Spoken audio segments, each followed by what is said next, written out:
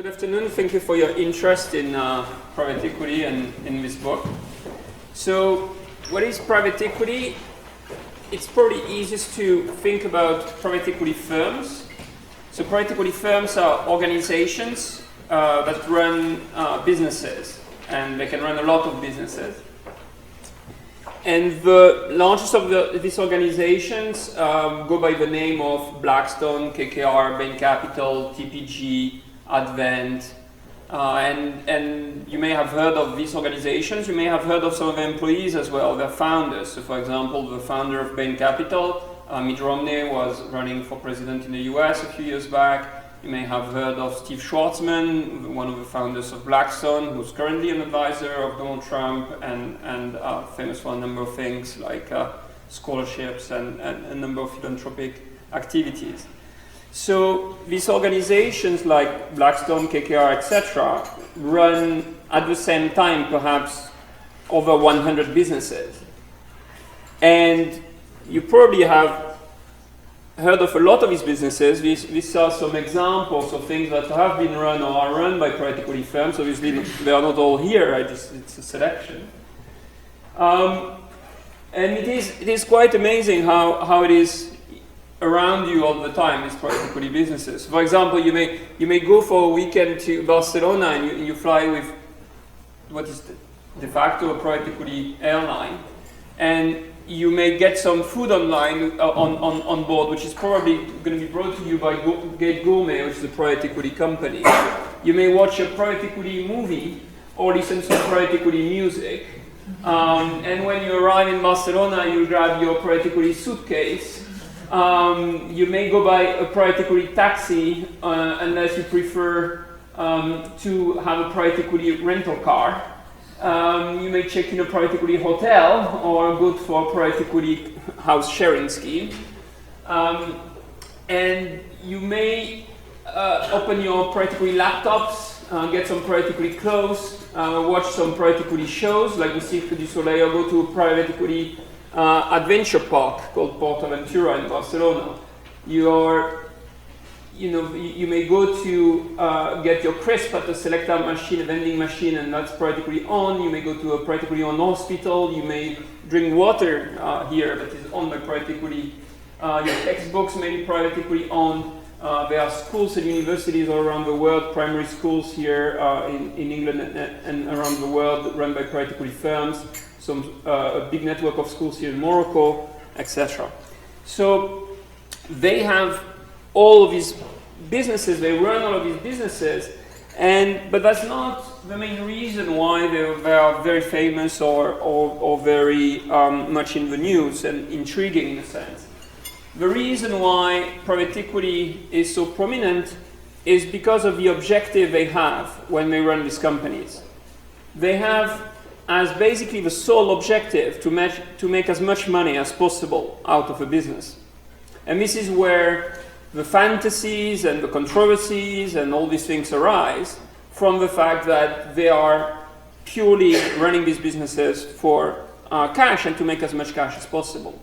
So as they will try to make as much cash as possible, they're going to hire the best accountants, they're going to hire the best lawyers, the most experienced executives, etc. So it's going to be the industry that pays the highest wages in about any sector because they are, in a sense, the ultimate asset owners, the ultimate capitalists. Sometimes we call them, capitalists on steroids. So this is where the controversies and the fantasies come from this objective of making as much money as possible, and so buying a business and selling it on average 4 years later, and having run that thing with the sole purpose of making as much money as possible. And so they buy and sell companies all the time, hire very famous people to run them or to advise them, etc. So this book is basically everything you need to know about this industry. And if you're an accountant, a lawyer, whatever is your profession, you will come and interact with this industry. Even if you go to the gym, so I highly recommend Cycle Bar, an indoor cycling fitness center. That's run by private equity. You may be interested in starting your own fitness center, and then even that which seems quite remote from the world of private equity, well, you would need to know about how private equity works, because most fitness centers are run and owned by private equity firms. So private equity is all around you, and I think everybody needs to know about that. And academically, it's interesting because, as I said, it's in a sense the ultimate thing in every aspect of a business. So they're like the ultimate marketers, the ultimate guys at strategy, the ultimate guys at finance, etc. And so to have a course in private equity at the end of your studies is usually a very nice way to consolidate all the knowledge you've acquired over the year, and then to see it on a very practical setup in in an industry that is like this, quite intriguing and exciting. So that's not the current cover of the book. This was the first one. I was told, and this is true, that this was offensive to women, and they shouldn't have that. And I was pretty offended, to be honest, by this comment, because I spent a lot of time on these legs, and I was very hard. It's quite disappointed. So the content of the book here is half the GP's life, which is the fund manager, so it's the Steve Schwarzman, Mitt Romneys of his world. What is it they do? And the second half is about the people who give them the money, because it's not their money. It's not Steve Schwarzman money, it's not Mitt Romney's money. They take money from some other people and then buy all these businesses. And so the other half of the book is about these other people, and that's quite unusual actually for a private equity book, because most private equity books will focus on the Steve Schwarzmans of his world, because it's a lot more exciting, and it's all about like the war stories about these guys. And here, a characteristic of that book is that it spends quite a lot of time on the issues of the people who are giving money to private equity. And so these people who are giving the money are typically pension funds, endowments, like the endowments of the colleges here in Oxford. And so there are lots of jobs out there that are in private equity, but are from that side here of giving the money to private equity funds. And so this book talks a lot about them too. So maybe to give a bit more details about the content, and that's pretty much the content of the course, of the private equity course here. We talk about company valuation. Again, you have entire courses about how to value a company, how you come up with the value of a business. So here it's boiled down to like 15 pages or 10 pages about what are the essential things to know when you want to value a business. So everything is very condensed. The entire book runs like less than 200 pages. And so it's very condensed, but at the same time the idea is that this is achieved by eliminating any sorts of useless words of information rather than by going faster and making it more difficult to read. So hopefully it's easy to read, but goes straight to the point and therefore can deliver that in a few pages. After company valuation, we talk about capital structure. Again, that's something you would spend a lot of time in a finance course on. We talk about Modigliani-Miller theorem and all these things, but in a context of leveraged buyout, and hopefully explained in a very clear way. Then it's about what usually people call value creation in private equity, or all the different techniques that private equity firms may use to add value. And so that talks a bit about strategy, a bit about finance and incentives for executives and so on and so forth. Then it talks about the controversial deals in private equity, why are they controversial, and therefore think about the bankruptcy codes and things about capitalism and so on. Then on the second part, as I said, the life of investors. Then the book will talk about the fee structure, the known ones, the unknown ones, how to measure performance properly, and latest trends in the world of asset owners when it comes to private equity. So that's the content. What is different about the book? About everything is different about this book. So the first thing is that as soon as the cover, the front cover is a countryside setting, about any book in private equity would have New York City or very urban setting with very bling bling, with like somebody sitting on top of a tower and say, you know, the kings of capitalism, and then with cash all over. You know, if you Google image private equity, you will see like cash all over the place, and you know, so this is a bit the opposite in terms of book cover. Then another very distinctive thing is that it is a self-published textbook. And what that means is that the textbook is therefore affordable to students. So usually a textbook for MBAs or most textbooks run at about $100 a piece. And I don't find that right, and I don't think people find that right. And by going via the route of self-publication, then I can offer this textbook for £20, which I think is a very reasonable price for a textbook. And then people can have a textbook, legally own a copy of the textbook, and it's a win-win. So that's interesting to manage to bring a textbook at an affordable price, but it's also interesting to use that route of self-publication because it enables me to constantly refresh the book. This industry is very fast, very dynamic. There are lots of examples that I take in the book that are from the last 6 months, 1 year. There are some trends here that are 1 year old, and they are in the book. And maybe they will disappear, and the book will then get updated constantly, because all it takes for me is to go and get to change the Word file. I save as a PDF, I submit the new PDF in 48 hours. The next person ordering that book on Amazon will get a printed copy with the changes in the book. So if there is a typo, something wrong, something unclear, etc., I can change that, and it is immediately there for the next people to use. If you go with a normal textbook, the textbook it goes for 5 years, and then there may be another edition. And after 5 years, even after 3 years, a lot of the content is not quite right. There might be some mistakes in the textbook that then cannot be corrected easily, etc. So that's another advantage. That's another distinctive characteristic of that book. The style is also very different. There are some people, for some, I don't know if you know, like Ivo Welsh textbook, for example, but there are a number of people writing in an American style, which tends to be very informal and relaxed. This is the style of the book, very American-like, short sentences, informal, by opposition to a French or German style, which like a sentence could run for half a page, and well, the goal is to show like how clever you are and how, you know, the more confusing you can be, the smarter you will appear. So here it's trying to be as clear and simple as possible. So the main character in the book, it's also, in order not to have it as a normal textbook, it is written more as a novel. So there are no subsections and subsections and so on. So it's not like one definition after the other and so on. It's just the chapter just runs from beginning to end without interruption. And so there's a lot of work on getting that flow right so that people can read it from back to back as they would read a novel. And to facilitate that, there is a character in the book called Alice, and Alice lives in Wonderland.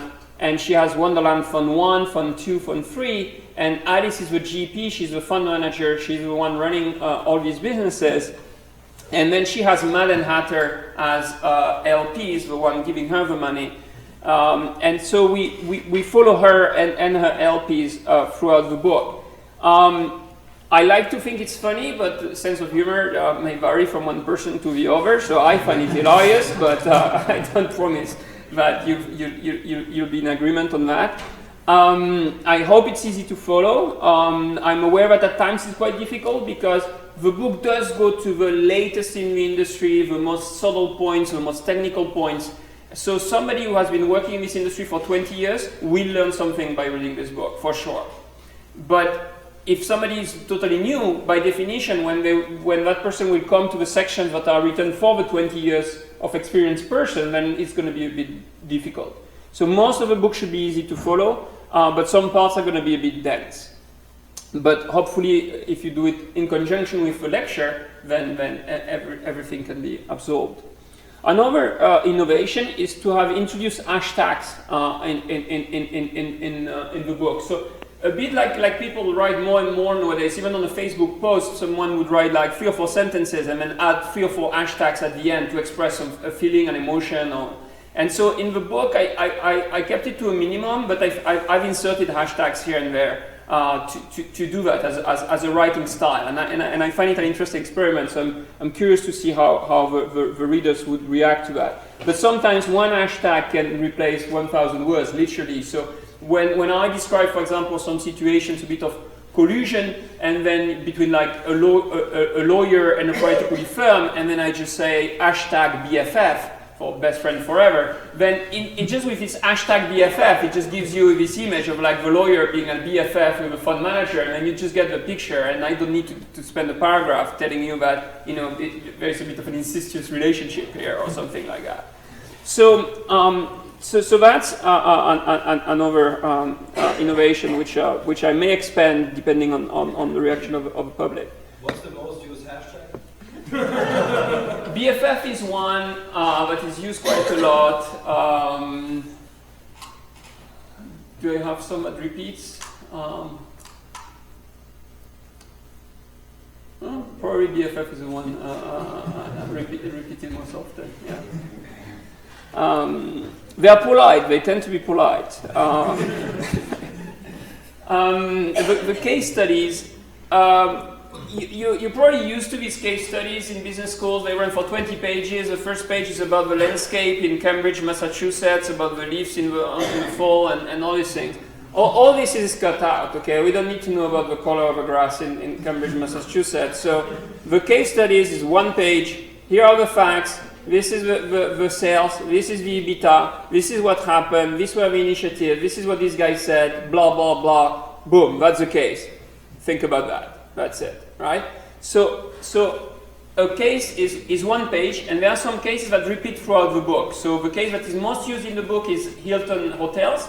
And so that case shows up at about every chapter, because when we look at debt, then we look at the capital structure of Hilton Hotels. When we look at company valuation, then we look at the company valuation of Hilton Hotels, etc. Which means that you can see a lot of different cases, and they are brought only when you need them and with the information that you need only. Which means that when you finish the book, you have looked at 40, 50 different cases, but it felt a lot different than reading 50 Harvard cases. Okay? If you read 50 Harvard cases, you went through 1,000 pages of stuff, and it's fairly dense and hard to stomach. Here, hopefully, there are 50 cases. You have seen the 50 different businesses, and you know their story in a nutshell, but in a way that was hopefully easy to stomach and learn from. The thing that is also innovative is that we use role plays, and we do that in class as well, and I give in the book the role plays that are given in the lecture. So we use role plays for the two parts that are extremely legal heavy. So the capital structure is so it's finance, but it's a lot about the legality of each of its capital claims. What do you get entitled to? How do you decide how much you borrow of like senior debt and junior debt and this and that? And it is extremely dense. If you have a lecture on capital structure of companies, you're a hero if you stay awake more than 20 minutes. It's extremely tough. I go through like, this is a term loan A, this is a B, and this is a C. This is the difference between a term loan A and a term loan B. Now there can be a term loan D, and there can be a second lien to that. And the idea of a second lien is, you get everybody to sleep very, very quickly. It's very effective if you're insomniac, but if you're here to learn, it's actually very tricky. So instead of doing that, I give in class and in the book the basics reasoning. How do you approach a capital structure? What is the theory? How do you approach that?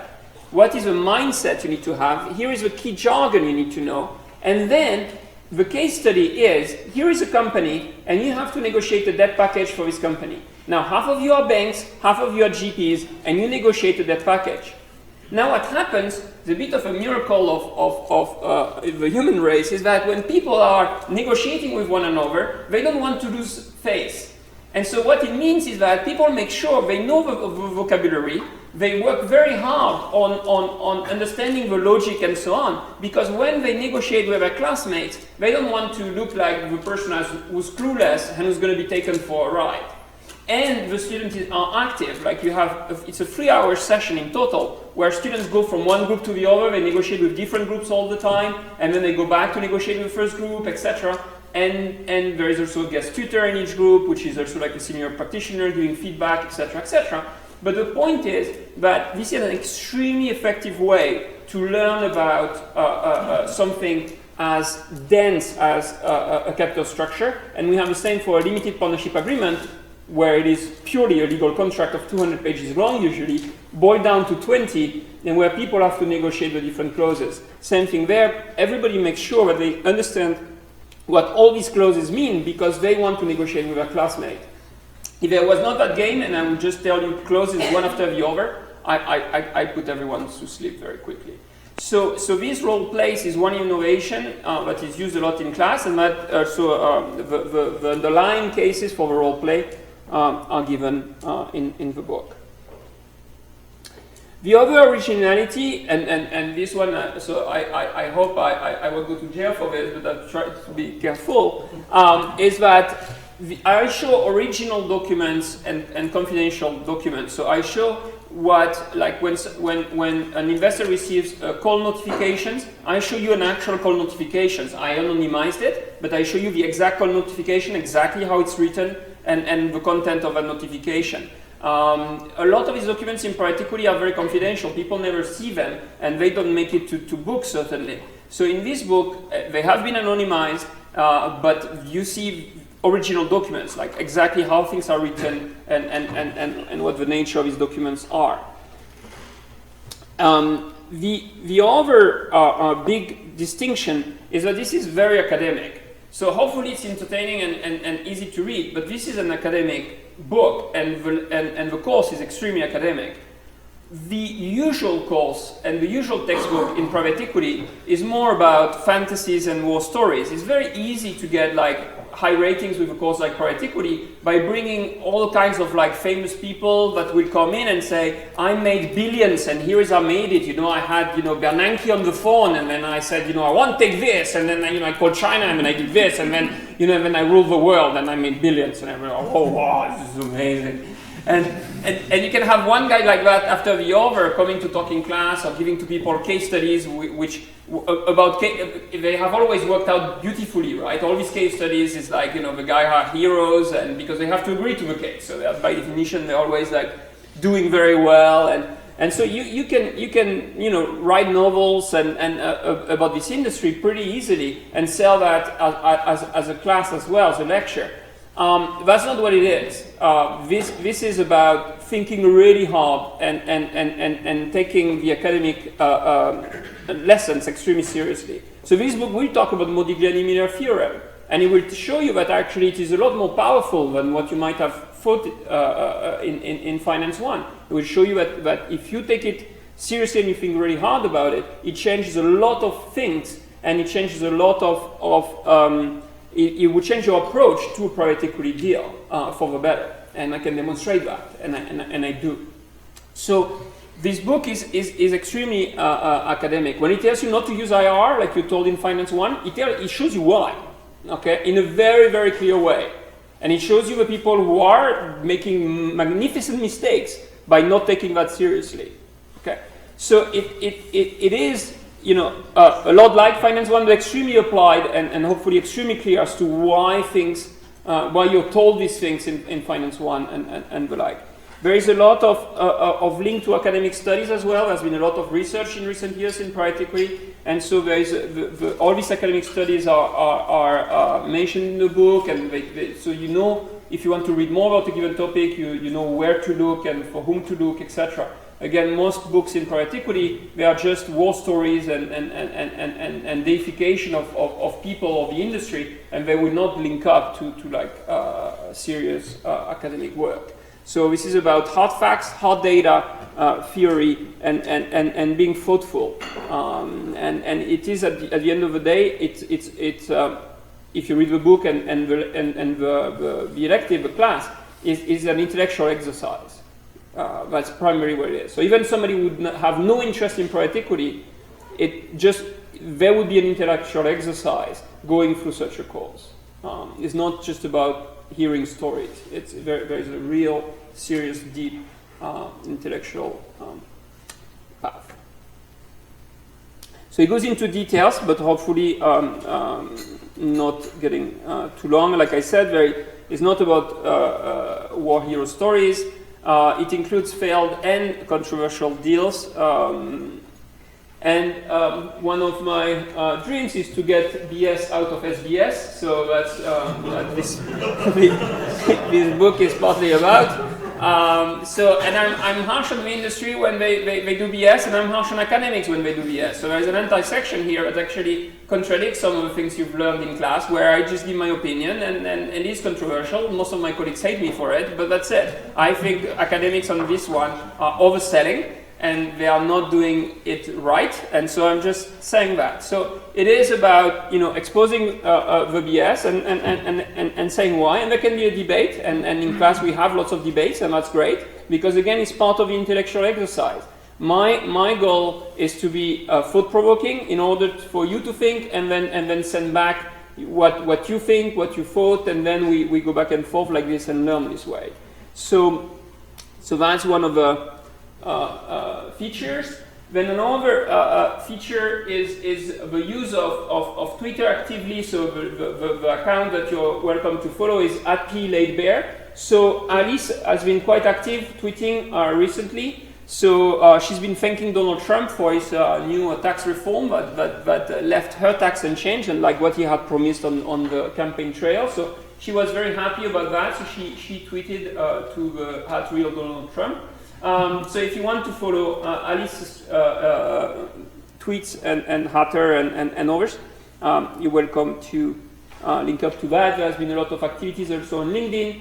Also because it is a self-published book, the only marketing of the book comes via LinkedIn. So the post, for example, on LinkedIn that announced that this book was out was viewed 25,000 times in 5 days.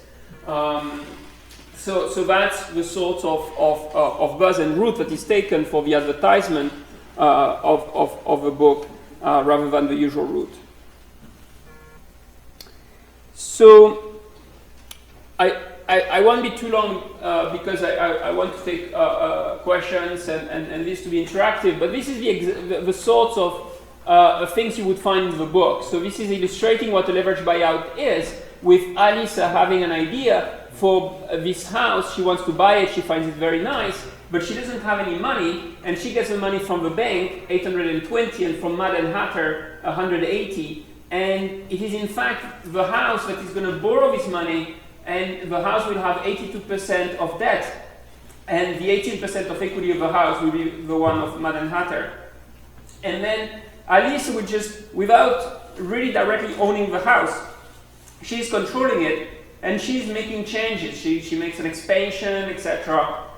And then 5 years later, sells this house for a higher price, and then split the money between the bank, what's left to be paid back to the bank, what needs to go to Mad and Hatter, and then what goes to her in terms of fees.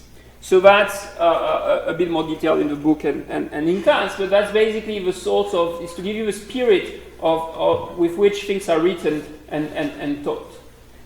This is, again, this may look complicated, but that's actually as simple as it gets to explain why the money going into Alice's pocket, this 80 here, will be treated as a capital gain rather than an income tax as an income, and therefore being taxed at something like 15 or 20% instead of 40 or 50. So this was recently in the news with like these Panama Papers, or Paradise Papers, etc. And also because Donald Trump wanted to stop these sorts of constructions. He promised that in the campaign trail. Again, he's not going to do it, he said last week. So these sorts of figures explain why it is treated as a capital gain, why one camp argues in a certain way and the other camp in the other way. So throughout the book as well, you hear both sides of the story. So you have a lot of hashtag feminism, for example, with Taxman, or there is a Keyman clause that is used in private equity.